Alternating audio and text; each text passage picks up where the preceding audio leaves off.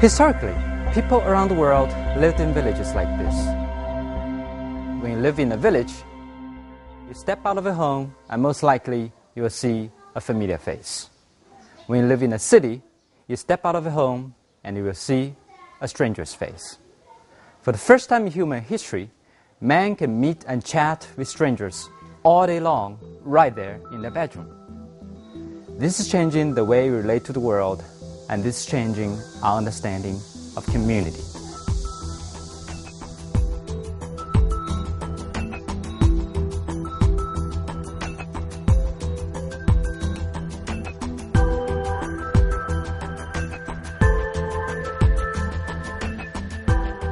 Today, the web of interactions among people all around the world is much higher than it ever was before. People have direct communications, direct trade, across all kinds of borders.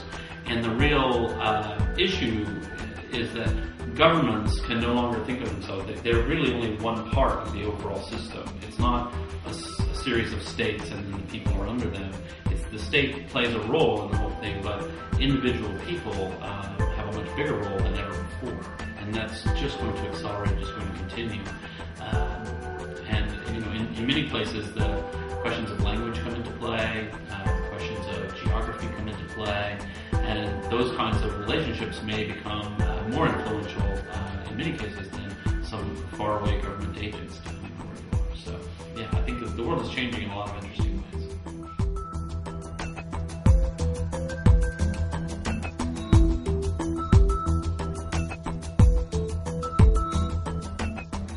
The world is indeed changing.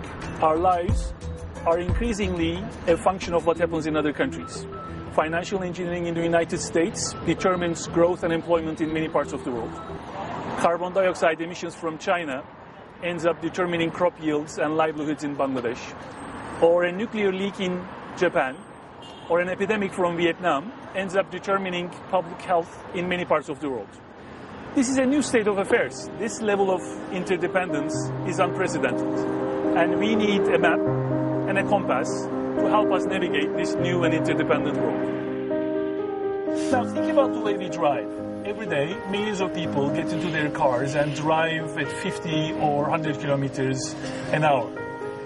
One wrong move in the steering wheel and everything can end badly. But we drive carefree because we have a reasonable expectation about the way that other drivers would behave.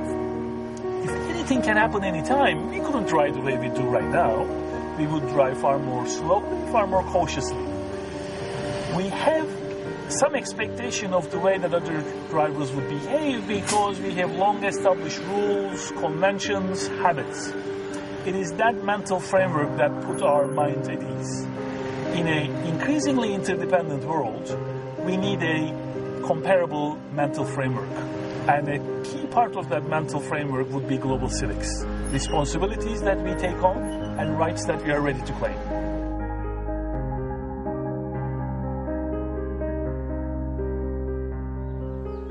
This film was made by 9 volunteer international teams who want to capture the responses of individuals from around the world to that change. In this film, you will hear voices of ordinary citizens from very different educational, occupational, cultural, and religious backgrounds.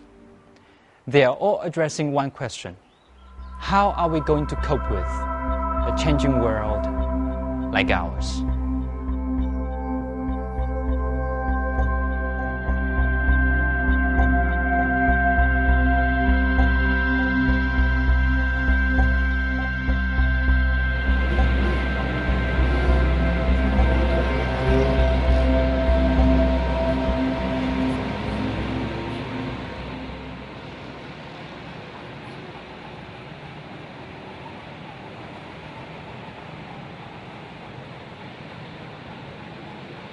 There is a saying, Umuntu, Ngumuntu, Ngabantu, which expresses the idea of Ubuntu very well. That means a person is a person by means of other persons. And I suppose the attitude that I'm talking about is the ability to see yourself in others and to recognize that what you are is in their gift. Because of the advancement of technology, that we are all coming so close, I think it is essential that we don't consider ourselves just as a citizen of one country, but as a citizen of this whole world. Because whatever problems will be faced by us will be faced by whole world together.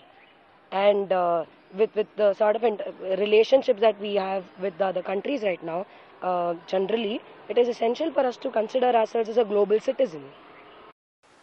站在儒家的立场上呢，他有一种天下意识。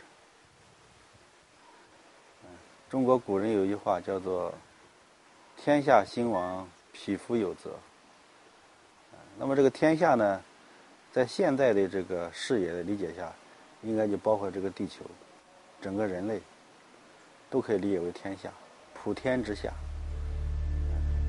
那么普天之下，所有的人，他们的喜怒哀乐，我觉得跟我们每一个人都是息息相关的。肯定是每一个人的喜怒哀乐，对于我们个体来说，都是有责任的。如果往深处说一点的话呢，叫天人感应，天人合一，不仅和人有关系，和整个世界、整个天地都是息息相应的，它是一个整个的生命体。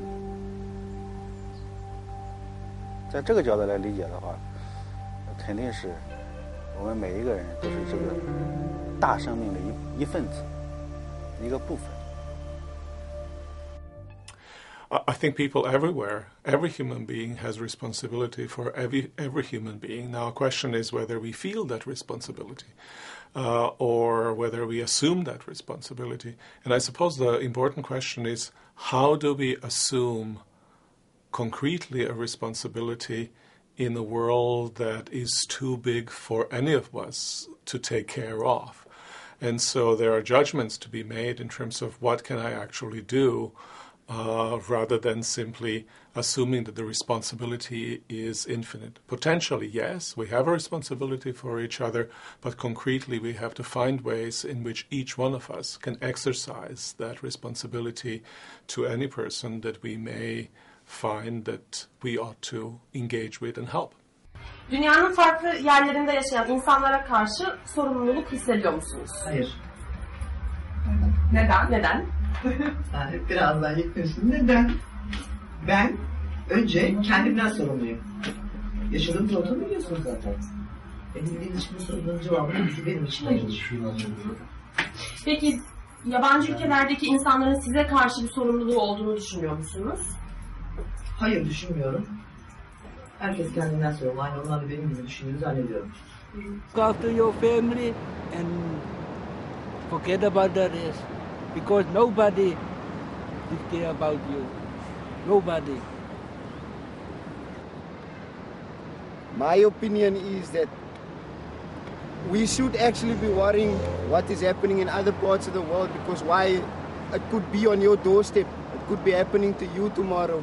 You see, because why what is for you like yesterday can be for me tomorrow, you see.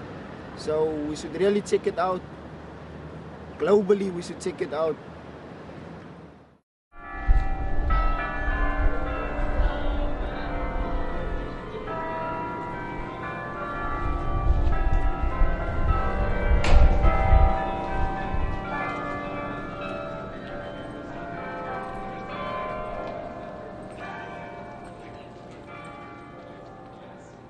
The way in which we conceptualize ourselves is very much defined by the groups to which we belong. So when the sports team that we really like has a victory, then we sort of bask in the glory of that. Or if there's a loved one that we know that's suffering from a sickness, then we feel bad. And so the way in which we understand our own self-esteem is very much tied up with other people. That exists. Sort of our moral intuitions and tendencies exist, but the self is really nothing without the other. And it's largely defined, in relation to other people around us. And so that's interesting from a global civics perspective, because the way in which you sort of conceptualize your role in groups, both locally and globally, very much plays into the way in which you see your obligations to other people. Acho que tem parte. Responsabilidade. Porque tão longe assim, eu acho que é difícil, né?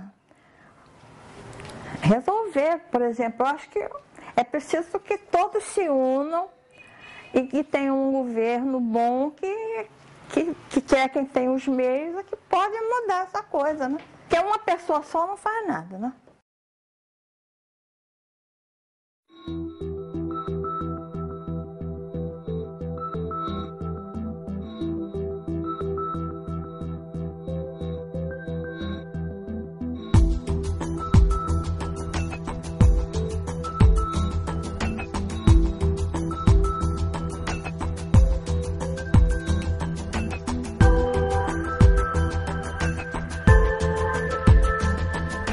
No es el sentimiento más fuerte, el sentimiento más fuerte obviamente es para con la gente de mi país, pero sí, yo creo que ya a esta altura de con lo que es el mundo necesitamos todos colaborar y cooperar con todos.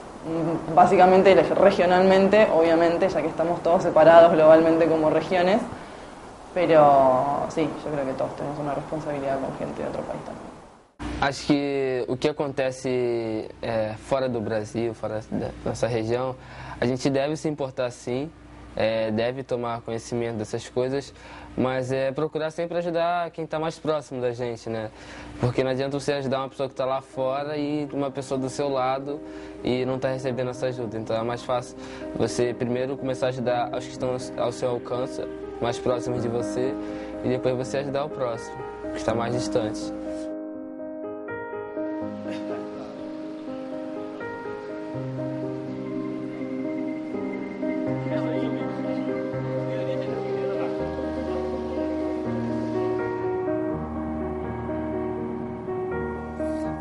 像从人道来说，这个发生这些灾难是对人是不好的，所以我觉得就是如果你作为一个中国人或者是世界上任何一个国家的人，能够尽到一份力量去帮助他们，这个是从人道方面来说都是好的。从政治经济方面来说，我觉得也是影响很大，应该去有所作为，有所去关注。经济方面来说的话，也应该。为什么现在经济全球一体化？当一个国家如果灾难太多的话，它的经济必然不会好，人民的生活不好，消费也会影响。同样对我们比如说远在中国的企业一些其他的经济领域都会受到很大的影响。这个就是说，如果能够我是觉得就是说，如果能够的话，都是应该去帮助和干预的。Enlightened self-interest is, of course, a very important driver of international cooperation. Particularly nation-states will pursue their national interests, and that's normal and hopefully in an enlightened way. But beyond that, I think a sense of global civics, of belonging to a global community, is increasingly necessary in the world. Otherwise, the transaction costs, the difficulties of reaching solutions just based on self-interested negotiations are going to take too much time, and the solution of the problems will be too difficult. Dünyanın her yerindeki insanlara karşı sorumluluklarımız olduğunu düşünüyorum. Öyle bir dönemde yaşıyoruz ki artık her şeyin birbirini nasıl etkilediğini insanlar çok açık bir şekilde görüyorlar. Dünyanın herhangi bir yerindeki bir olaydan hepimiz etkileniyoruz ve bu bilinç giderek hepimizde yerleşiyor. Belki eskiden bu kadar değildi, daha izoleydik, daha küçük çevrelerde yaşadığımızı zannediyorduk. Dünyadaki olaylardan ne kadar etkilendiğimizin farkında değildik ama özellikle son 20 yılda belki giderek artan biçimde bu bilinç insanlar arasında yayılıyor. Dolayısıyla herkese karşı sorumluluğumuz var. Bu tabii sadece bir insani, vicdani duygu değil. Bu aynı zamanda kendi çıkarımızı, kendi yararımızla ilgilendiren bir düşünce biçimi. Çünkü biliyoruz ki biz dünyayı, insanları, dünyada yaşayan toplumları bir bütün olarak görmezsek bizim sonumuz iyi olmayacak. İnsanlığın geleceği iyi olmayacak. Ancak hepimizin birbirimizi etkilediğimizin bilincine varırsak ve birbirimiz için sorumluluk duyarsak dünyanın daha iyi bir geleceğe yönelmesini sağlayabileceğiz.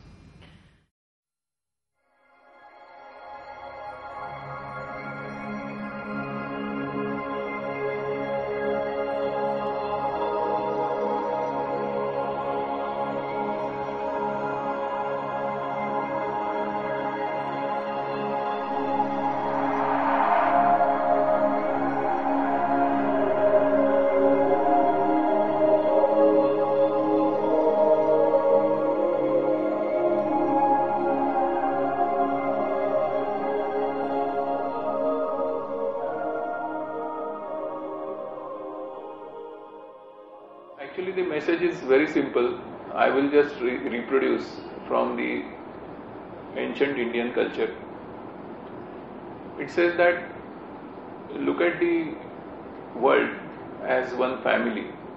Okay, and in the context of our discussion, I would say that let us not look at the whole world as one market. Okay, even though our business pressures do normally, compel us to look at the world as one market.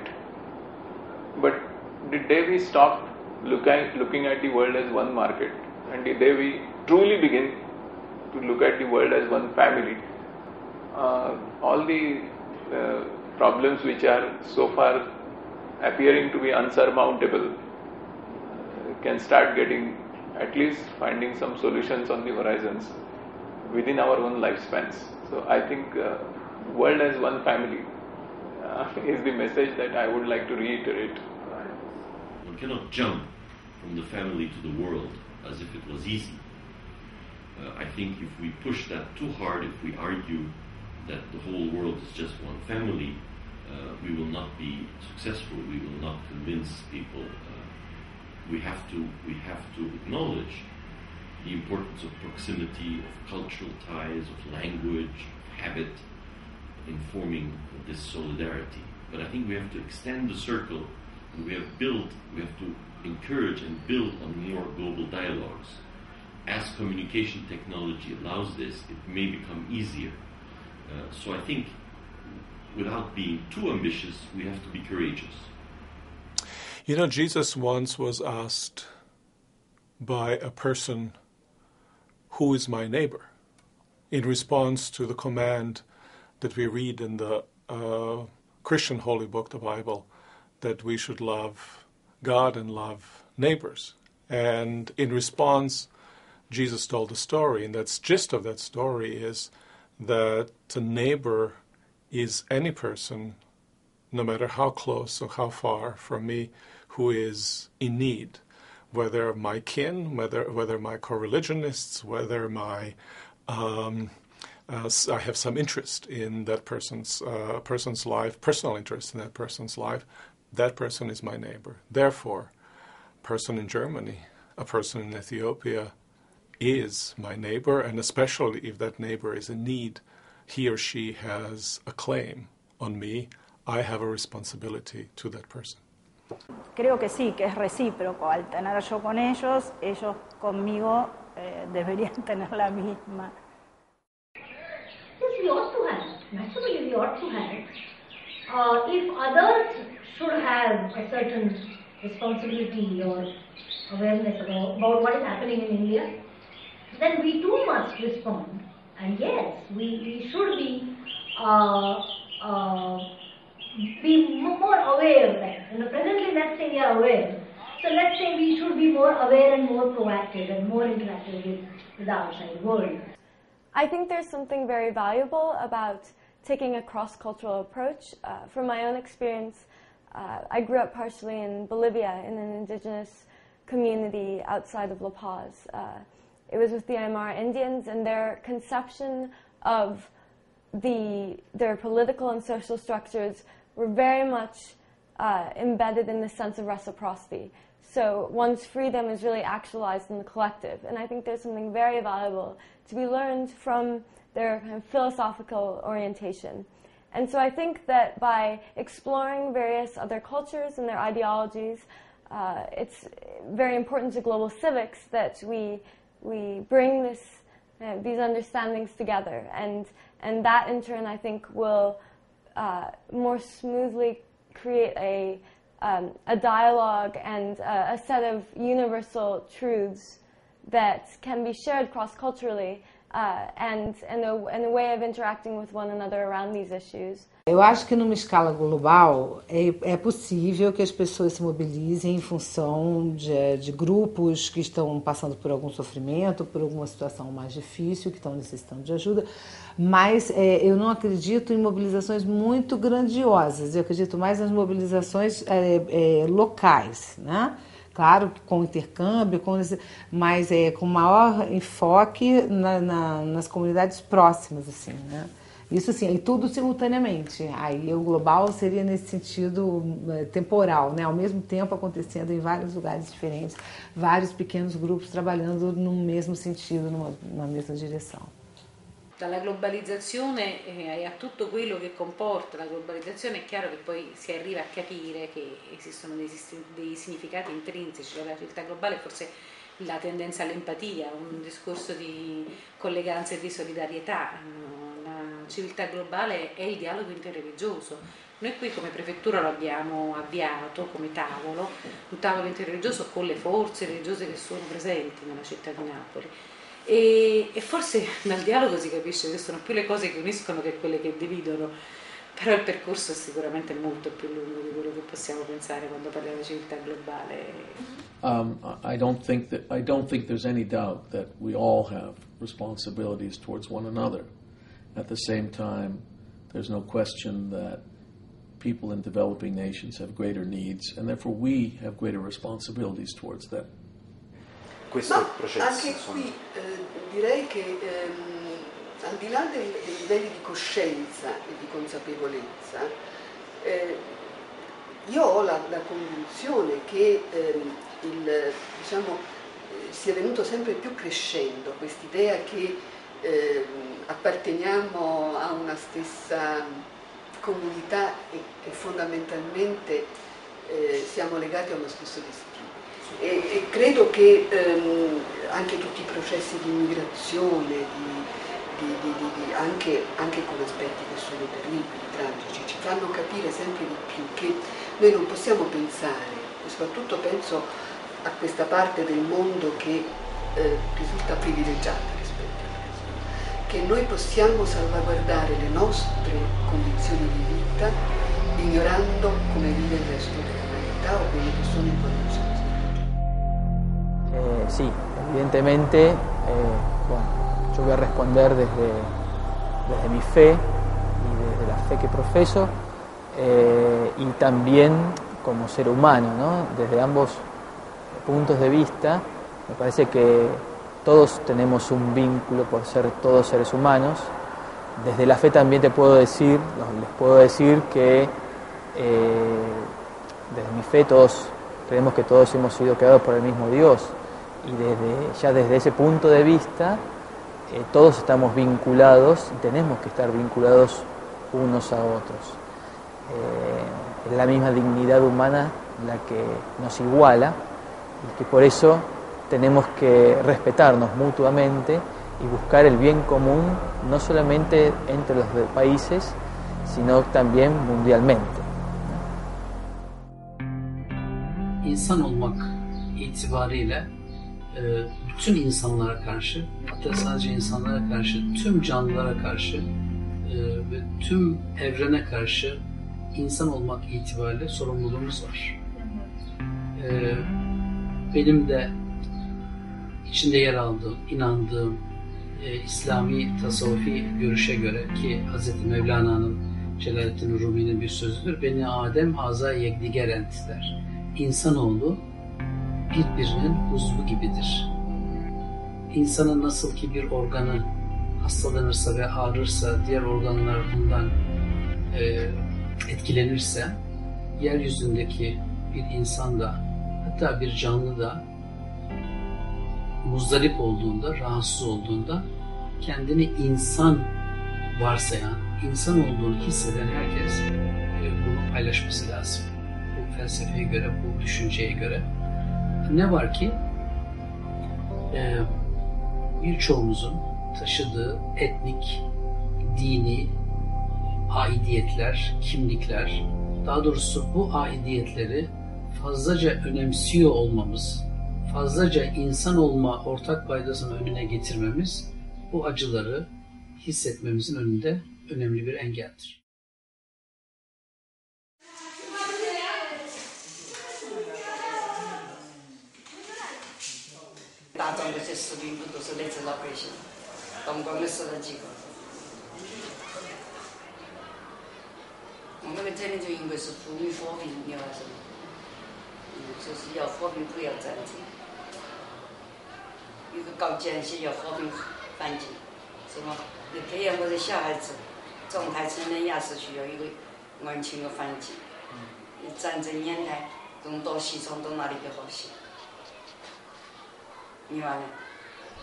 Eine objektive Verpflichtung wäre, wenn ich in einem Vertragsbündnis bin und dort sozusagen festgeschrieben ist, dass ich in bestimmten Situationen helfen muss. Und eine moralische Verpflichtung wäre eben, wenn diese objektive Verpflichtung nicht besteht, sozusagen helfe ich oder nicht. Wo ich mir selber als Staat oder als Person die Frage stelle, sollte ich es tun oder nicht. Und es dann eben tue oder nicht. Und da bin ich der Meinung, da gilt für jeden Einzelnen eher das Gebot. 我觉得首先，包括中国在内的这些国家哈，首先有一个全球化的教育很重要的。中国既是全球化的这个受益者，也是全球化的某些方面的受害者。所以说，我们必须把这个全球化这个东西呢，跟这个小孩子说得非常清楚。现在很多，包括我们现在中国的很多这个课本了哈，很奇怪。 中小学这一块的东西，对全球化教育好像就是一种很简单的，可能就是就是很不到位的一些东西。当然，我觉得在内容方面也可以革新一下，比如说，是不是联合国可以设计一套教材出来，这样的公民教育的教材，它是大家普遍认可的一些这个东西，可以做出来。 联合国可以做出来，你不然的话，你总是说西方为主，或者以东方为主，我觉得或者以中国为主，或者是伊斯兰世界，我觉得都不是那个，大家应该坐下来，就是说民主的去确认这些东西。There are a lot of common features to the views we have received from around the world. First of all, there are a lot of thoughtful people who grapple with these issues. I'm exhilarated to hear from them. Then there is a lot of focus on reciprocity. It seems like people are ready to take on responsibilities. They also want a world where other people take on similar responsibilities. This attention to reciprocity reminds me of the ultimatum game. This is a game where one person receives $100 and has to offer a split to a second person. The second person has no say on what the split should be, but he can either say yes and no. If he says yes to the split, they both go home with their share of the money. If he says no, neither of them get anything. Now, this game has been played in different parts of the world for many years, so we have a good sense of how people behave. Most people offer the second person $45, $50.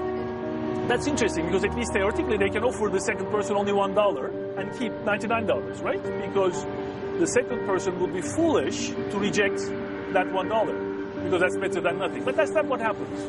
Routinely, people in the second position reject offers worse than $25. So they're willing to forego $25 for the sake of upholding fairness. Humanity seems ready to pay a price to defend fairness. And that may be the very basis of a global civics.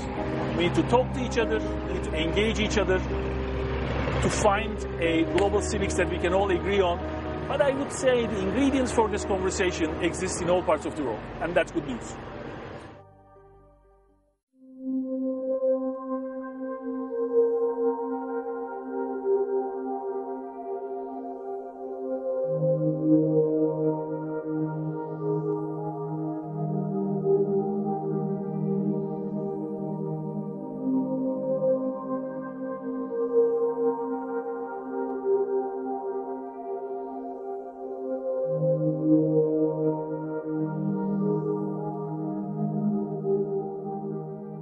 二氧化碳可能应该受到限制。按照这种大多数80%以上科学家的说法，这个全球气候变暖那是一个不争的事实，而且在2020年左右它这是一个可能是个不可逆转的一个转折点，所以现在如果人类这一块做的事情呢，可能是延缓这种地球变暖的进程，这是必须做的。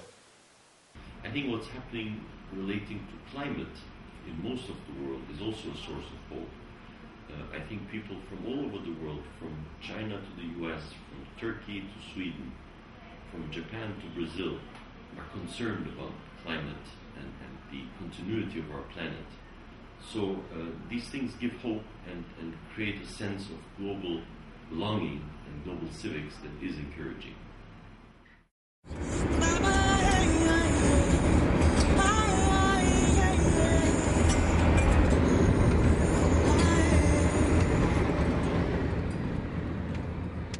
A mente assim, das pessoas são sempre iguais, entendeu? O pensamento das pessoas em relação a isso, a problemas ambientais, acho que as pessoas sempre pensam bastante nisso, mas o negócio acho que falta mais é conscientização mesmo, para que elas possam não só pensar e agir também, entendeu? Porque ela vê uma propaganda ali, se emociona e tal, mas acaba não fazendo aquilo que é falado, entendeu? Aquilo que a propaganda tenta te mostrar. Eu acho que tem que ter mais esse negócio de ir lá conscientizar as pessoas e para fazer realmente aquele trabalho acontecer, entendeu? Não só propagandinha ali, chegar até mesmo mostrar à pessoa que esse trabalho pode trazer um retorno para ela, tanto financeiro quanto de saúde também, né? Que aí ela vai poder respirar muito melhor e pode ganhar uma graninha também.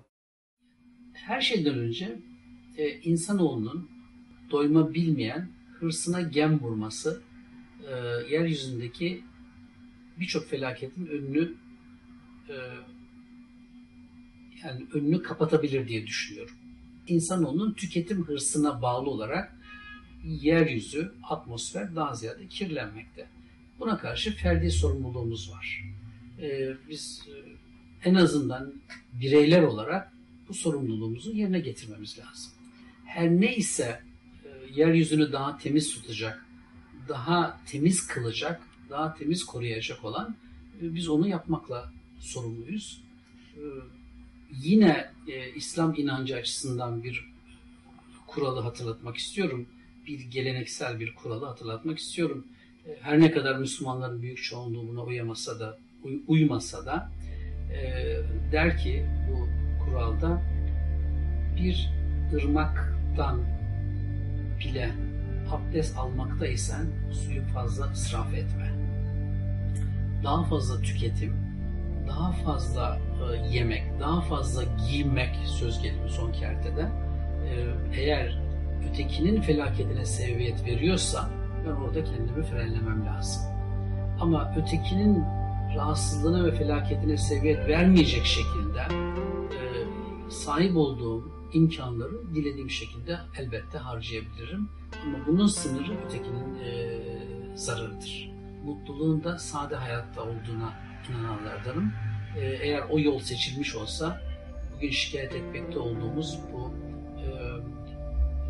ozon kirliliğinden vesaireye kadar birçok problemden yakınmayacaktık diye düşünüyorum. O mundo nunca vai ser melhor. É só você ler a história. O mundo não muda. O mundo não é, o paraíso não é aqui na Terra. Eu não acredito que o mundo vai melhorar. O melhor impossível, inclusive. É só você ler a história da humanidade.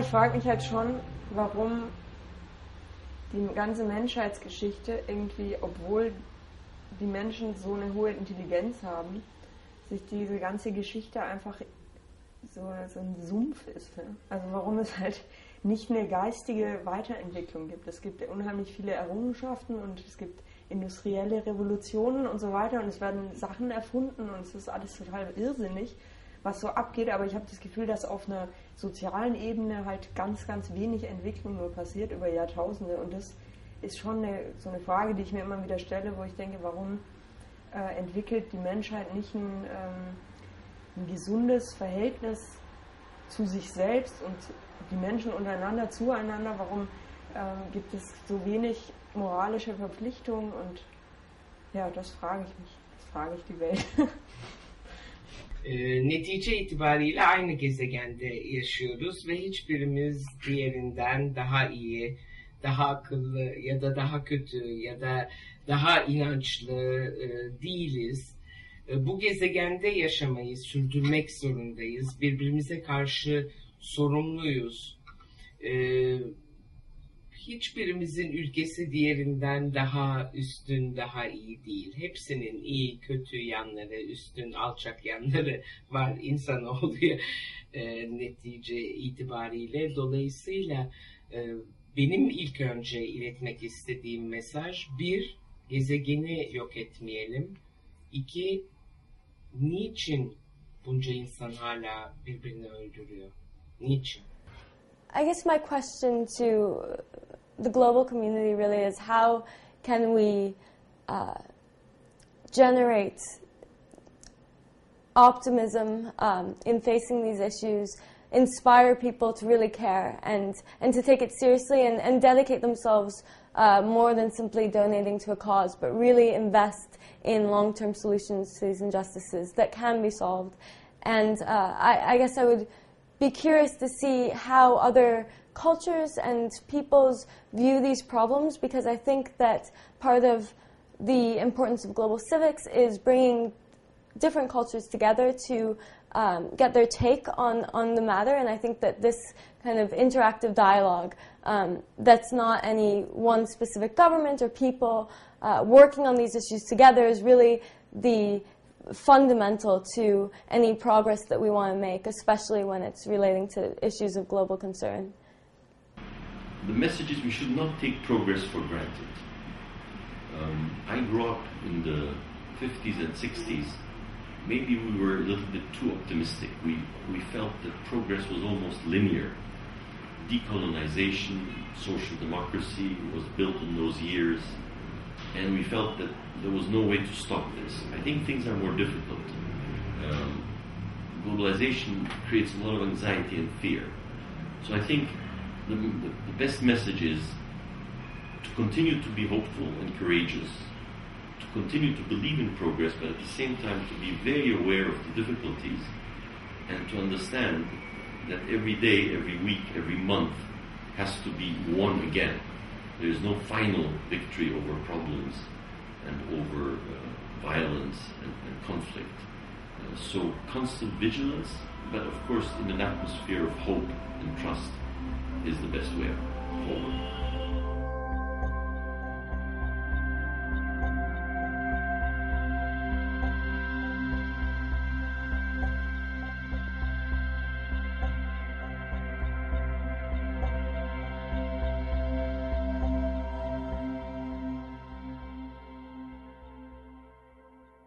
I think in the modern world, with all the communications that are available to us on almost a weekly basis, we hear of some horrendous event. More recently, we've heard about not genocide, but still the killing of one's own citizens in Syria. And that very question was debated, and I participated in it at Yale. Some say there's so much that's needed, there's nothing we can do about all the problems in the world. And I simply stress that as an ideal, we have to try and do something, whether it be at Yale or in New York City or in Frankfurt or whatever. We have to try and do something.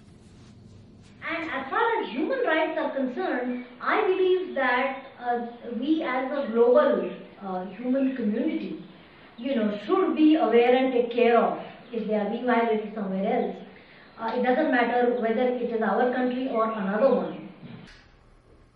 When I hear of genocides and things happening, I feel a very deep heartache, a very deep pain.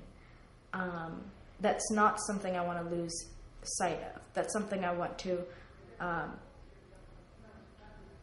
bring into living reality for me. That's something I want to not be numbed to.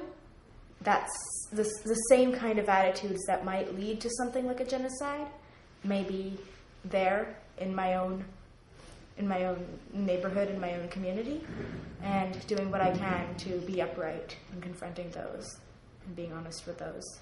No, creo que no lo sentiría porque como está el mundo hoy, hay un genocidio o algo terrible en el mundo, no tengo toda la información que creo que llega en base a las experiencias de los últimos años, no permite sacar una conclusión de quién tiene razón, quién no tiene razón.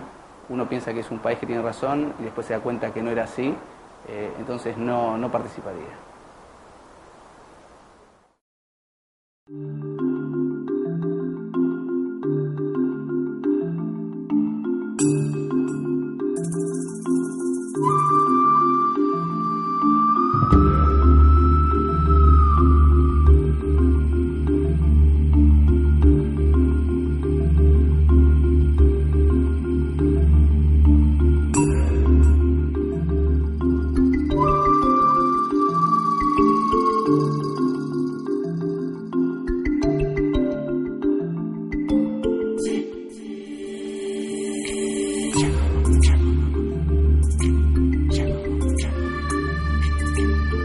这个呢，在佛经上有个比喻，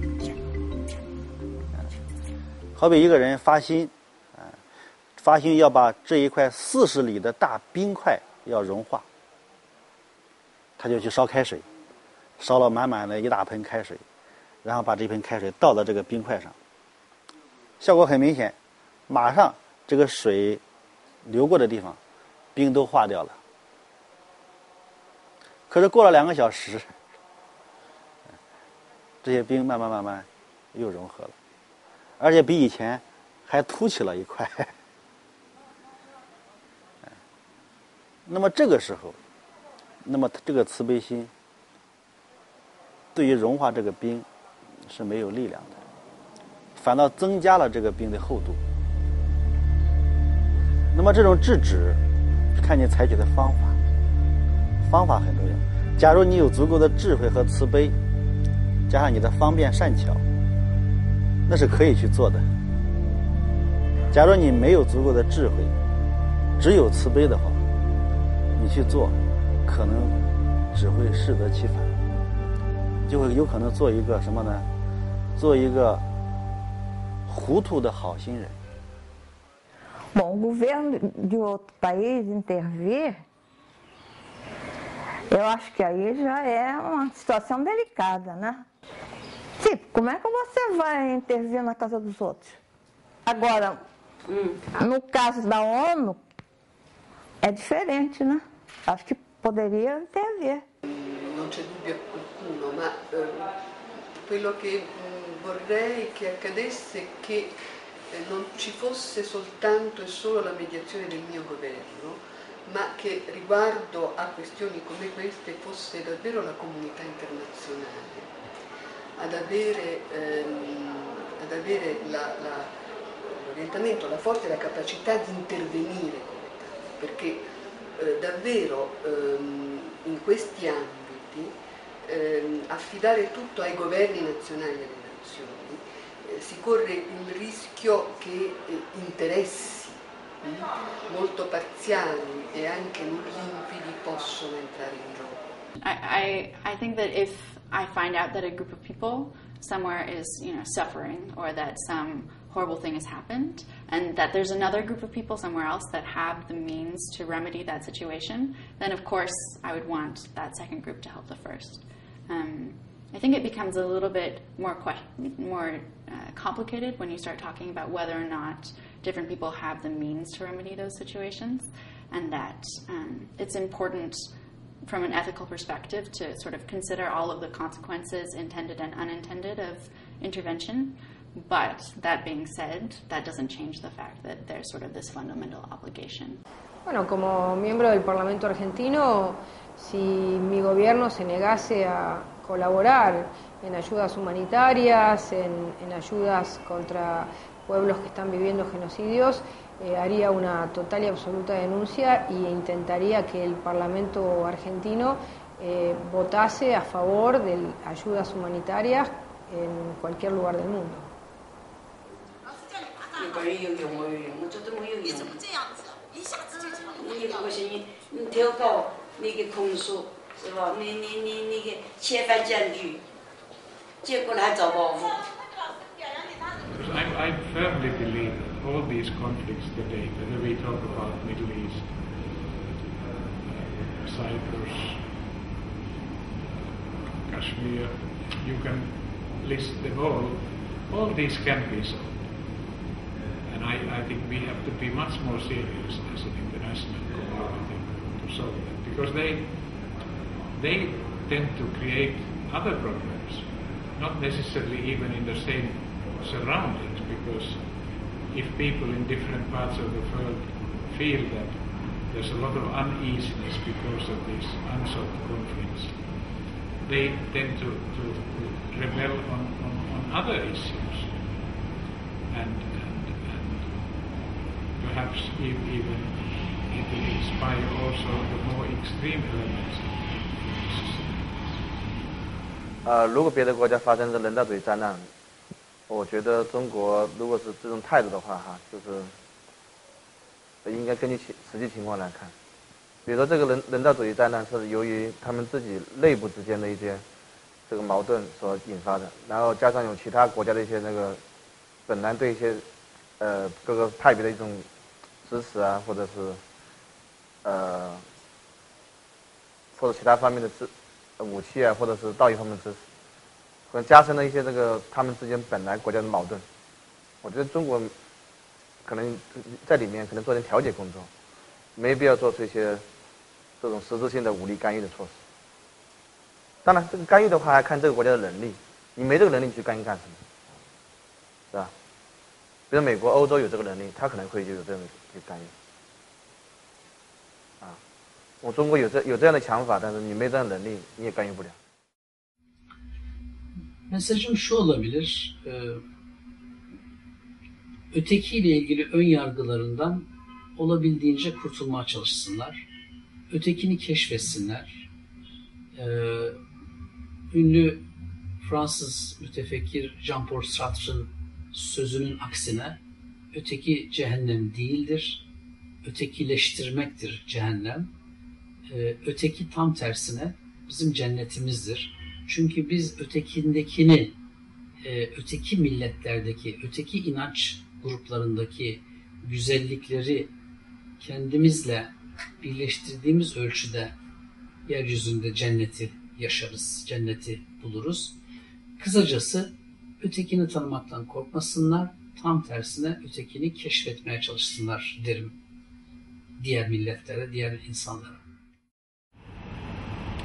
I think the well-being of human being is clearly better if you have friends, if you don't feel alone in any society. And how developed or less developed the society may be, but that unity that the friendships bring is extremely, and you feel in any society much better when you don't feel alone. So that's why it's a responsibility for all of us to see that we don't even allow it. If we notice that somebody is, for one reason or another, left outside the circles, then I think we have to extend our hand of friendship to them. A lot of cars with high beams. Let's try to give them some warning. See if they take the warnings. Nope, they don't take the warnings. My observation is that 80% of drivers that I come across don't switch off their high beams. That's unfair to the pedestrians. They don't know these two drivers are driving blindly. They can't see anything. I cannot see anything. That's why I usually, whenever I can, I don't drive at night. The sky again. Look at the sky.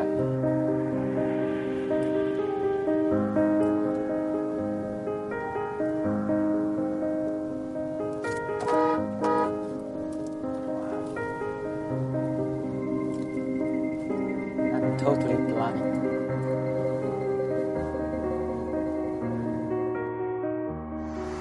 I wish those drivers could be more thoughtful. This is pointless.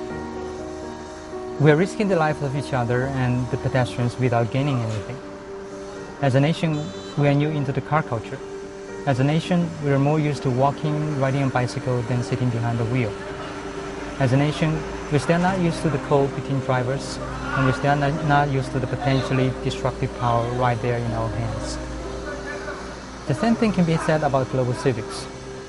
As humanity, we have never been so globalized. Our lives have never been so connected. As humanity, we still have not realized the potentially destructive power we each have in our individual hands.